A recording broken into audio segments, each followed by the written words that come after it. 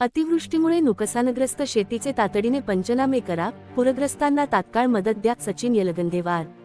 मदत न मिळाल्यास पीडितांना घेऊन धरणे आंदोलन छेडणार. आर्णी तालुक्यात झालेल्या मुसळधार अतिवृष्टीमुळे तालुक्यातील शेतकरी बांधवांचे मोठ्या प्रमाणात नुकसान झाले आहे. नदीकाठच्या शेतीचे पंचनामे करून शेतकऱ्यांना तातडीने नुकसान भरपाई द्यावी, तसेच शहरातील पूरग्रस्त भागाची पाहणी करून मदत द्यावी, अशी मागणी उपजिल्हाध्यक्ष सचिन येलगंदेवार यांनी प्रशासनाकडे निवेदनाद्वारे केली आहे. तालुक्यातील असंख्य गावांमध्ये अतिवृष्टीमुळे नदीकाठच्या शेतीचे फार मोठे नुकसान झाले आहे. एकीकडे पेरणी केलेले बियाणे उगवलेच नाही, तर उरलेल्या पिकांमध्ये नदीचे पाणी शिरल्याने पिके पूर्णपणे नष्ट झाली आहेत. त्यामुळे शेतकरी हवालदिल झाला असून शासनाच्या मदतीकडे डोळे लावून बसला आहे. तरी प्रशासनाने तातडीने पंचनामे करून शासन दरबारी अहवाल पाठवावा व शेतकऱ्यांना दिलासा द्यावा.